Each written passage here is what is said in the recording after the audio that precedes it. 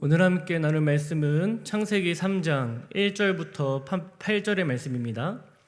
창세기 3장 1절부터 8절의 말씀입니다. 제가 읽도록 하겠습니다. 그런데 뱀은 여호와 하나님이 지으신 들짐승 중에 가장 견고하니라. 뱀이 여자에게 물어 이르되 하나님이 참으로 너희에게 동산 모든 나무의 열매를 먹지 말라 하시더냐. 여자가 뱀에게 말하되 동산 나무의 열매를 우리가 먹을 수 있으나 동산 중앙에 있는 나무의 열매는 하나님의 말씀에 너희는 먹지도 말고 만지지도 말라 너희가 죽을까 하노라 하셨느니라. 뱀이 여자에게 이르되 너희가 결코 죽지 아니하리라. 너희가 그것을 먹는 날에는 너희 눈이 밝아져 하나님과 같이 되어 선악을 알 줄 하나님이 아심이니라. 여자가 그 나무를 본즉 먹음직도 하고 보암직도 하고 지혜롭게 할 만큼 탐스럽기도 한 나무인지라. 여자가 그 열매를 따먹고 자기와 함께 있는 남편에게도 주매 그도 먹은지라. 이에 그들의 눈이 밝아져 자기들이 벗은 줄을 알고 무화과 나무 잎을 엮어 치마로 삼았더라. 그들의 그날 바람이 불 때 동산에 거니시는 여호와 하나님의 소리를 듣고 아담과 그의 아내가 여호와 하나님의 낯을 피하여 동산 나무 사이에 숨은지라. 아멘. 기도하겠습니다. 하나님 감사합니다. 이 오후에도 다시 한번 하나님 앞에 말씀 앞에 서게 하시니 감사를 드립니다. 이 시간 하나님의 말씀을 듣기 원합니다. 우리에게 듣는 마음을 주사 하나님의 마음을 또 하나님의 음성을 듣게 하셔서 그 말씀대로 따라 살아갈 수 있는 또한 순종할 수 있는 마음을 우리에게 허락하여 주옵소서. 우리의 마음과 생각을 주관하여 주옵소서. 예수님의 이름으로 기도합니다. 아멘. 오랫동안 다시 함께 예배를 드리지 못했습니다. 그런데 오늘 또 함께 다시 예배가 재개가 되어서 주일 오전 예배를 함께 드렸지만 여전히 이 주일 오후 찬양 예배는 함께 예배를 드릴 수 없는 것이 너무나 안타까움이 제 안에 있습니다. 문자를 받으신 것처럼 무조건 비대면으로 예배를 드린다는 것이 꼭 최선이 아니라는 생각이 들었습니다. 많은 분들이 염려를 또한 알고 있습니다. 지금까지 잘 해왔는데, 지금까지 우리 교회가 최선을 다해서 잘 지켜왔는데 혹시나 우리 교회 안에 확진자가 나타나게 되면 많은 또 어려움들이 닥칠 거라는 그러한 걱정과 우려를 너무나 잘 알고 있습니다. 그렇지만 계속해서 이렇게 비대면으로 간다면 우리는 점점 더 하나님과 가까워지는 시간이, 또 하나님과 함께 교제하는 시간이 우리 스스로 포기하게 되지 않을까, 이러한 두려움과 걱정이 우리 안에 있습니다. 많은 분들이 비대면으로 예배를 드리지만 단순히 예배를 내가 드렸다, 이것에서 그치는 분들이 참 많이 있는 것을 볼 수 있습니다. 예배를 드렸다 할지라도 그냥 주일 오전 예배 한 번의 예배로 모든 것을 다 한 것처럼 끝내버리는 분들이 너무나 많아질까, 또한 그것마저도 포기하시는 분들이 계시지 않을까, 이러한 걱정이 솔직히 제 안에 있습니다. 그렇기 때문에 제가 말씀을 계속해서 전하다 보면 이 비대면 시대에 우리가 어떻게 해야 되는지, 또한 비대면 상황 속에서 무엇을 강조하는지 그것에 대해서 함께 말씀을 나누고 있습니다. 아마 몇 주 전에, 한 달 전인가 두 달 전쯤에 말씀을 나누면서 우리는 예배자의 삶을 살아가야 한다라는 말씀을 드렸습니다. 우리는 또 하나님께서 예배자를 찾으신다라는 말씀을 나눴었죠. 우리가 비록 하나님께 예배를 드리지만 단순히 예배를 드렸다 해서 끝나는 것이 아니라 우리가 어떻게, 어디서, 무엇을 예배를 드리는지가 중요한 게 아니라 우리가 어떤 마음과 생각의 태도를 가지고 하나님 앞에 서 있느냐, 하나님께서 그러한 우리의 중심을 보신다는 말씀을 함께 나눴습니다. 또한 단순히 예배를 드리는 것에서만 그치는 것이 아니라 우리는 중보 기도자의 삶을 살아야 합니다. 이러한 말씀을 나눈 적이 있습니다. 단순히 주일에만 영상 앞에서 예배를 드리는 것이 아니라 때때로 그때그때마다 우리의 삶 가운데 다른 사람을 위해서 기도할 수 있는 삶이 우리에게, 특별히 비대면이라는 시간 속에서 우리가 살아가야 될 모습이 아닐까, 이러한 생각을 하면서 함께 말씀을 나눈 적이 있습니다. 그러나 이 코로나 시대에 하나님과 점점 더 멀어지고 있는 분들 또한 계실 것입니다. 심지어 이제는 내가 예배를 포기하기, 이러한 상황까지 이르기까지 하신 분들 또한 있을 것입니다. 문제는 단순히 주일 예배를 드리지 않는 것 차원이 아니라, 기도하지 않는 것의 차원이 아니라 하나님과 멀어지고 하나님과의 관계가 단절된다는 데에 더 큰 문제가 있는 것입니다. 국제예수전도단에서 사역을 하셨던 플로이드 맥클랑이란 분이 하나님과의 친밀함이라는 책을 쓰셨습니다. 이곳에서는 이 클로이드 맥클랑이라는 분은 이 책에서 하나님과 점점 친밀함이 멀어지는 것, 그것을 교만과 함께 이어서 말하고 있습니다. 그렇기 때문에 하나님과의 친밀함, 이 책의 부제는 교만을 극복하기라는 부제가 달려 있습니다. 저는 이 부제가 제목이랑 굉장히 잘 어울린다고 생각합니다. 하나님과의 친밀하면 친밀할수록 우리 마음 가운데의 교만함을 극복할 수 있다는 것입니다. 그런데 반대로 생각한다면 우리는 또 이렇게 생각할 수 있습니다. 하나님과 멀어지면 멀어질수록 우리는 교만함 가운데 더 깊숙이 빠져들 것이라는 겁니다. 하나님과 가까워지면 우리의 내면에 있는 여러 가지 교만한 것들을 우리는 이길 수 있습니다. 그러나 우리가 하나님과 점점 멀어지면 멀어질수록 우리는 더욱더 교만함 가운데 빠지고 결국 우리는 무너지고 말 것이다 라는 것을 말하고 있는 것입니다. 여러분, 오늘 본문은 그 교만함에 대해서, 그리고 그 교만함의 결과에 대해서 말하고 있습니다. 오늘 본문은 우리가 너무나 잘 알고 있는 말씀입니다. 주일학교 아이들조차도, 우리 아이들, 유치부에 있는 아이들조차도 이 선악과에 대해서 너무나 잘 알고 있습니다. 이것을 죄의 시작이라고도 이야기하죠. 하나님께서 이 땅을 창조하시고 사람을 만드셨는데 그 이름을 아담이라 하셨습니다. 그리고 에덴 동산이라는 정말 아름다운 동산을 만드셔서 아담을 그곳에 살게 하셨습니다. 자유롭게, 자유의지를 주셔서 자유롭게 살아가고 싶은 대로 두셨습니다. 또한 많은 동물들과 식물들을 두셔서 함께 생활하게 하셨고, 아담이 그 모든 동물과 식물의 이름을 짓게 하셨습니다. 마치 다른 사람들, 물론 그 당시에 다른 사람이 없었겠지만 우리가 그 당시에 만약에 아담을 보았다면 아담이 마치 그곳의 왕인 것처럼 보일 수 있을 정도로 굉장히 자유롭게 모든 것을 다 누리며 살아갔던 사람이 바로 아담이었습니다. 그렇게 모든 것을 다 허락하셨음에도 불구하고 하나님께서는 단 한 가지를 아담에게 허락하지 않으셨습니다. 그것이 바로 선악을 알게 하는 나무의 열매를 먹지 말라는 것이었습니다. 여러분, 그 선악을 알게 하는 나무, 그 나무는 저 구석 한편에 있지 않았습니다. 하나님께서는 그것을 어디에 두셨냐면 그 에덴 동산의 한가운데, 어디서 보든지 어떤 모습으로 보든지 너무나 잘 보이는 그 한가운데에 선악을 알게 하는 나무를 두게 하셨습니다. 그리고 아담이 그것을 보게 하셨습니다. 그리고 결국 그것을 통해서 아담이 범죄하게 됩니다. 아마 신앙생활을 시작한 지 얼마 안 되신 분이라면, 이것에서 들어보지 못하신 분이라면, 아니 왜 결국 죄를 짓게 선악과를 그곳에 두셨을까 하는 의문이 드실 것입니다. 제가 지난달에 어성경이 읽어지네 라는 이 성경 공부 모임에 인도자 컨퍼런스에 참석했었습니다. 그러면서 여러 가지를 배우는데 그곳에서 이 선악과에 대한 의미를 이렇게 말합니다. 아담아, 내가 네 왕이다. 나는 왕이야. 너는 나의 다스림을 받아야 한다. 이것이 선악과의 의미라고 책은 말하고 있습니다. 하나님께서 말씀하시는 거죠. 아담아, 너가 여기서 모든 걸 다 할 수 있어. 너가 여기서 스스로 자유의지를 가지고 하고 싶은 거 마음껏 할 수 있어. 하지만 넌 왕은 아니야. 내가 너의 왕이야.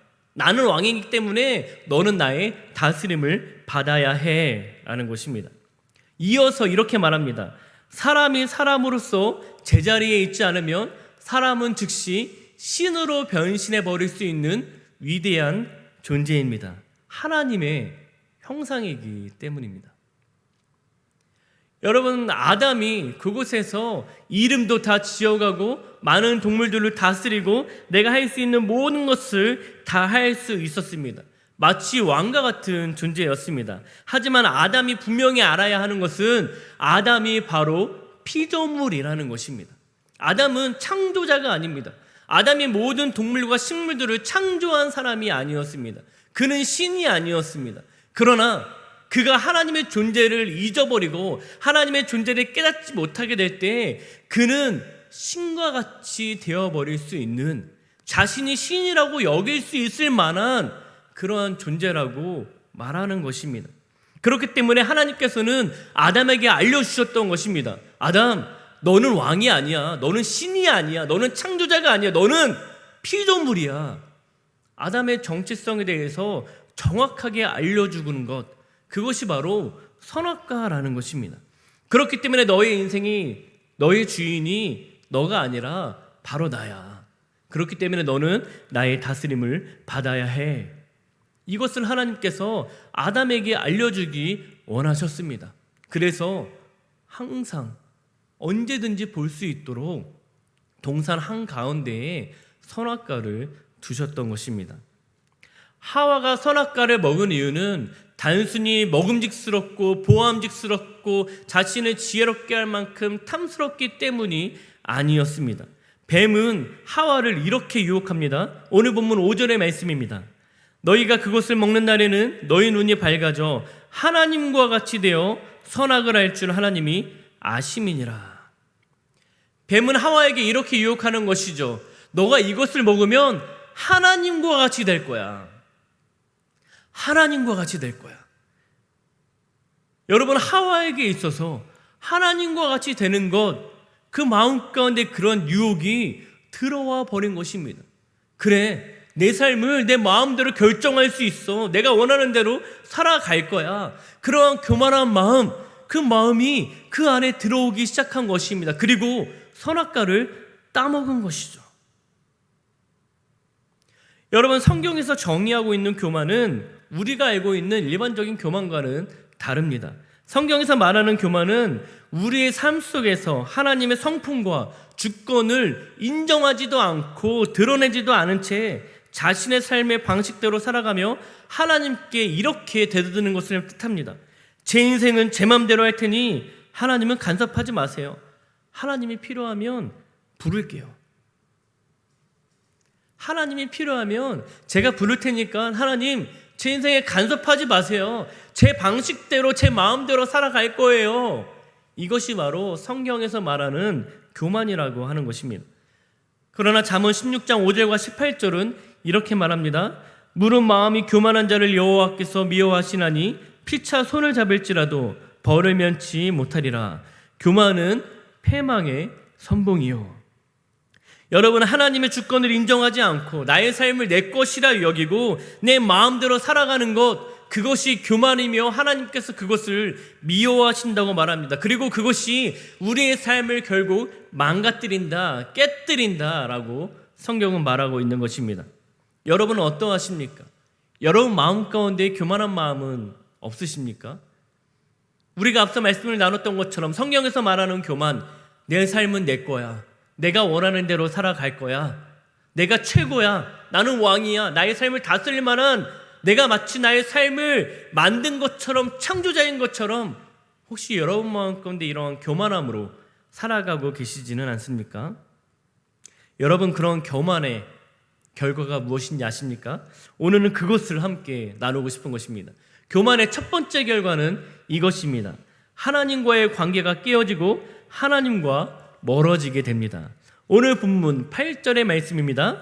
그들이 그날 바람이 불 때 동산에 거니시는 여호와 하나님의 소리를 듣고 아담과 그의 아내가 여호와 하나님의 낯을 피하여 동산 나무 사이에 숨은지라.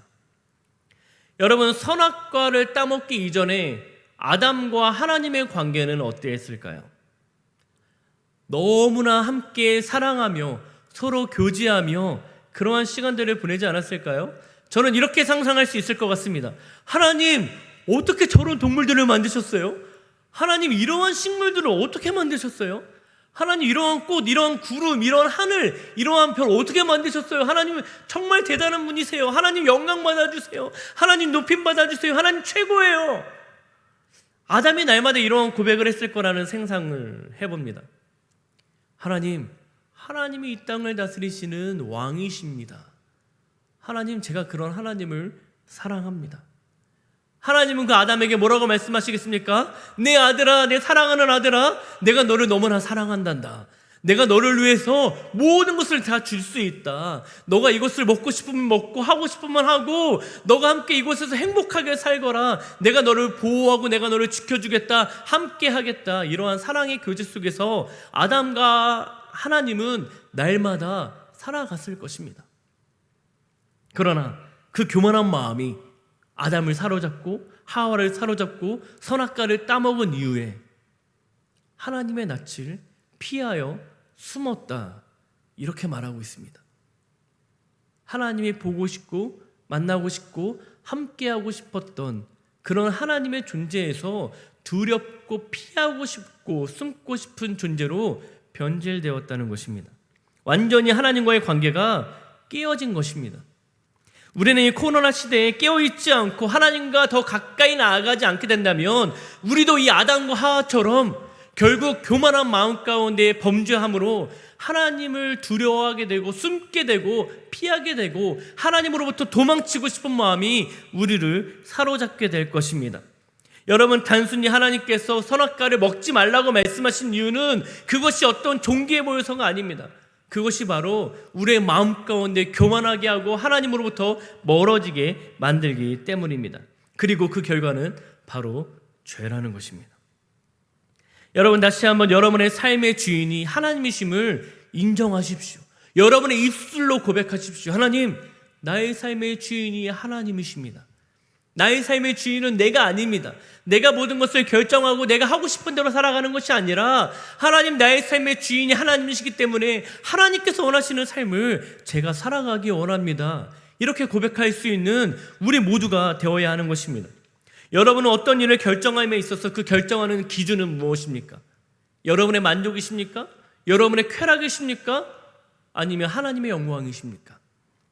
우리가 우리의 삶의 주인이 하나님이시라고 고백한다면 우리는 나의 만족과 나의 쾌락이 아니라 하나님의 영광을 위해서 살아가야 하는 것입니다. 교만의 두 번째 결과는 이것입니다. 다른 사람들과의 관계가 깨어지고 맙니다. 오늘 본문은 아니지만 이어서 말하고 있는 12절 말씀에 이렇게 말하고 있습니다. 아담이 이르되 하나님이 주셔서 나와 함께 있게 하신 여자, 그가 그 나무 열매를 내게 주므로 내가 먹었나이다. 얼마나 안타까운 구절인지 모릅니다. 저는 이 구절을 보면서 너무 안타까웠습니다. 여러분, 아담이 하와를 처음 맞이했을 때 하와에게 고백했던 고백이 어떤 고백입니까? 이러한 고백이죠. 아담이 이르되 이는 내 뼈 중에 뼈요 살 중에 살이라. 얼마나 로맨틱합니까? 하와를 보면서 당신은 내 뼈 중에 뼈요 살 중에 살이라. 너무 로맨틱하죠. 그래서 많은 분들이 프로포즈를 하면서 이런 고백을 했다는 이야기를 자주 들었습니다. 프로포즈를 하면서 당신은 나의 뼈 중에 뼈요 살 중에 살이라. 저는 살짝 닭살 돋는데 약간 오글거리는데 여러분, 아마 여성분들이 이 고백을 들으면 얼마나 감동받을까요? 굉장히 로맨틱하죠. 그렇게 하와에게 고백했던 아담이었습니다. 그런데 아담이 이렇게 말합니다.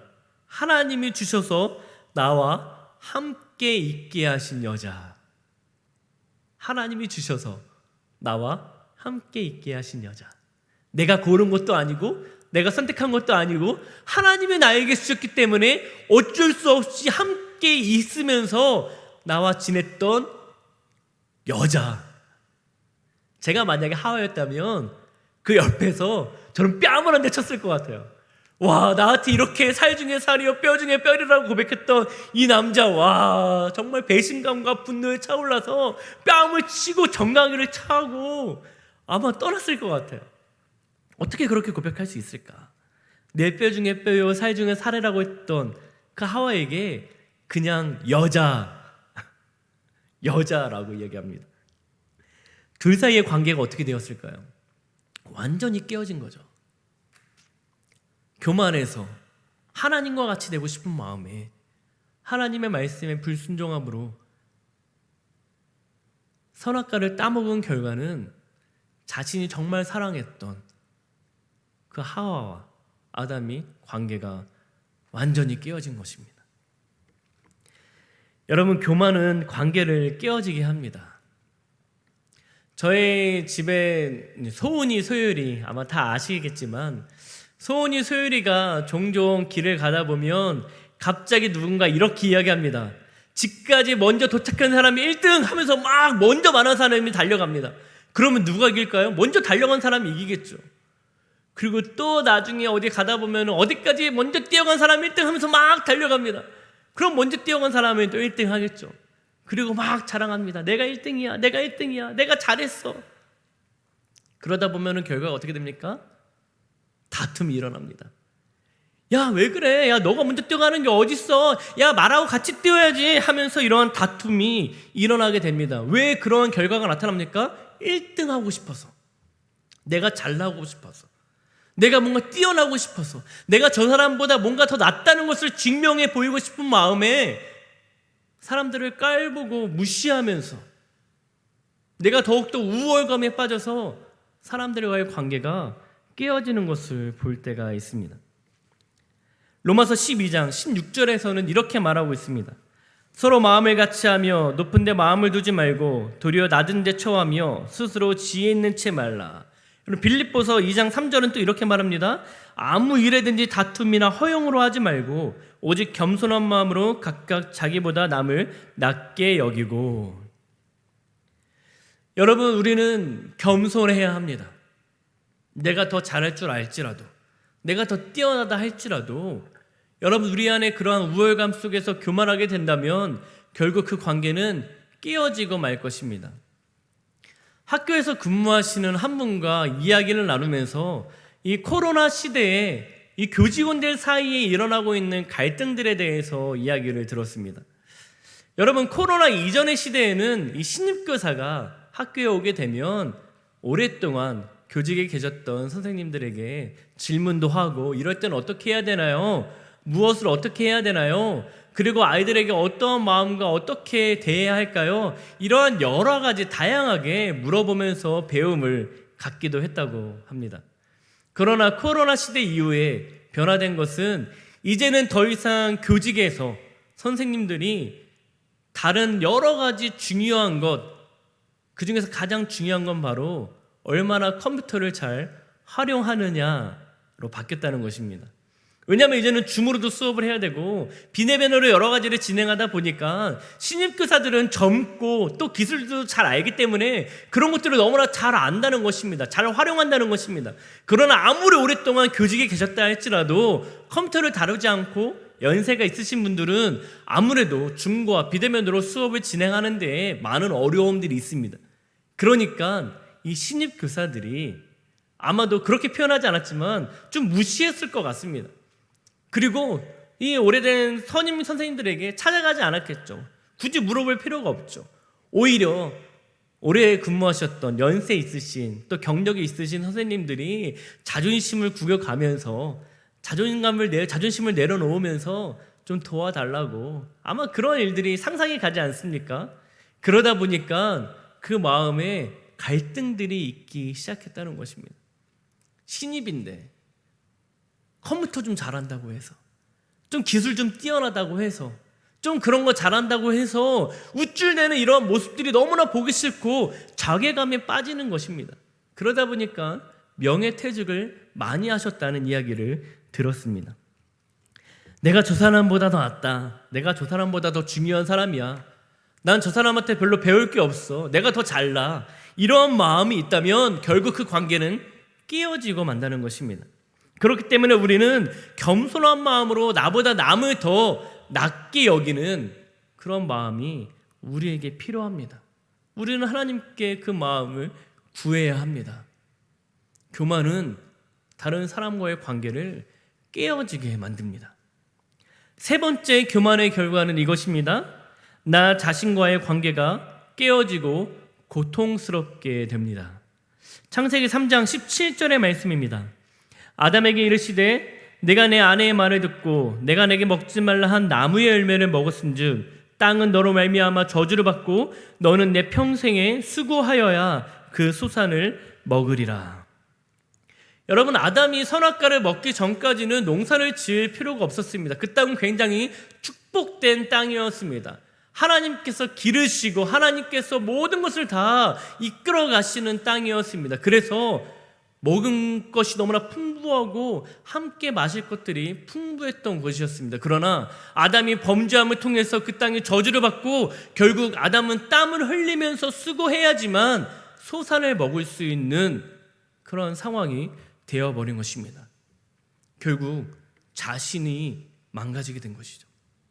결국 자신이 수고를 해야 되는 고통이 따라오게 된 것입니다.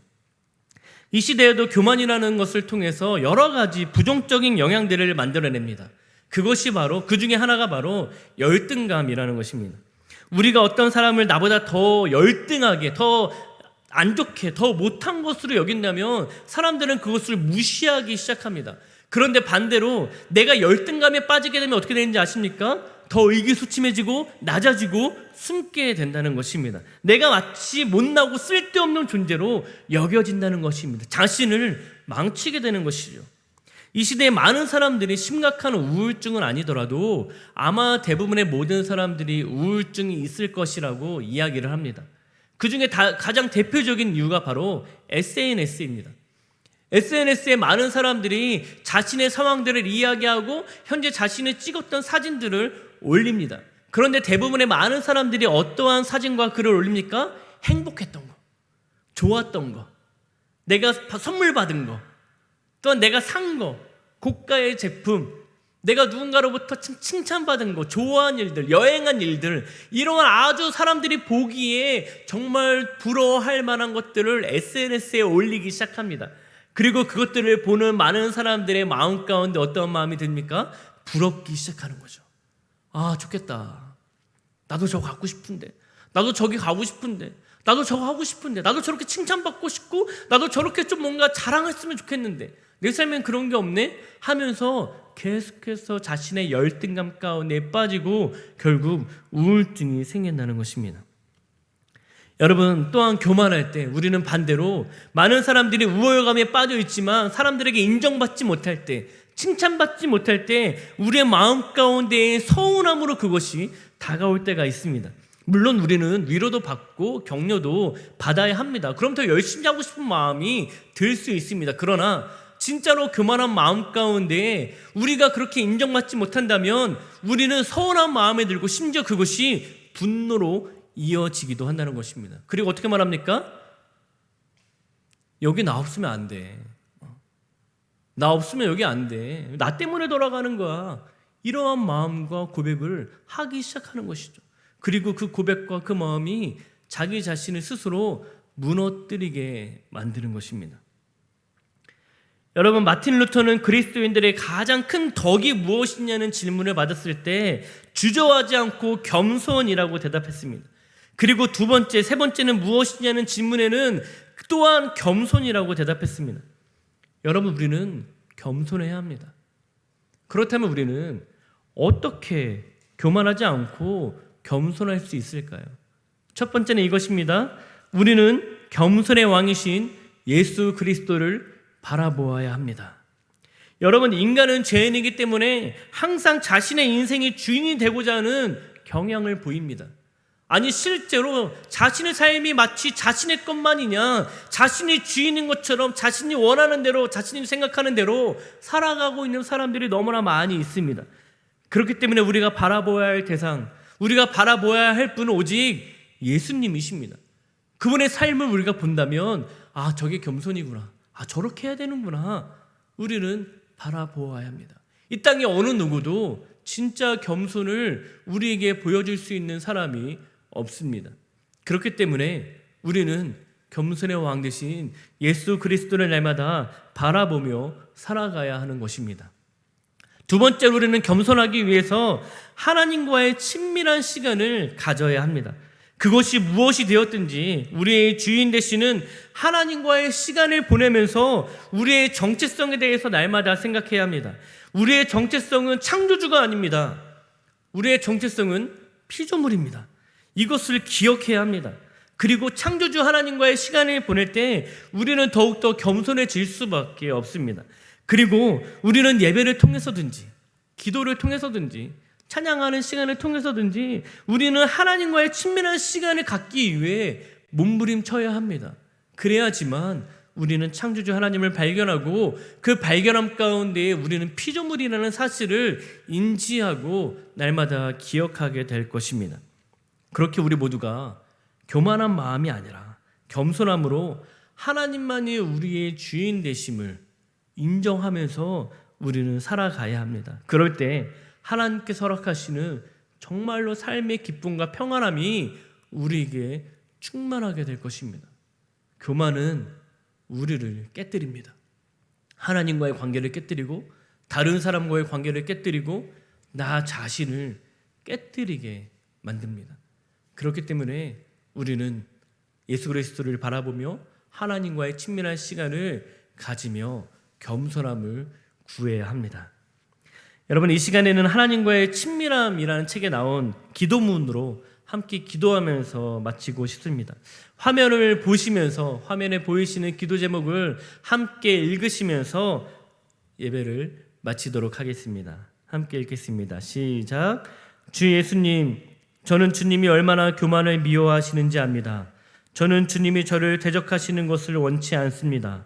주님이 함께 하셔서 제 삶을 보호하시고 인도해 주시기를 원합니다. 제 삶에 성령의 빛을 비추시어 제 안에 교만이 싹트도록 허용했던 부분들이 사라지게 하소서.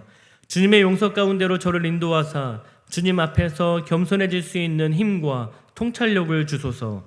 다른 사람들이 저에게 권명과 책망을 할 수 있도록 제 삶을 열어 보이겠습니다. 주님과 제 주위 사람들 또 제 자신과 올바른 관계를 갖고 살기를 소원합니다. 저에게 저의 죄를 보여주소서. 그리고 저에게 용기를 주사 몸의 행실을 죽이게 하소서. 주님의 은혜를 의지하여 모든 형태의 교만을 버리겠습니다. 저를 도와주소서. 예수님의 이름으로 기도합니다. 아멘.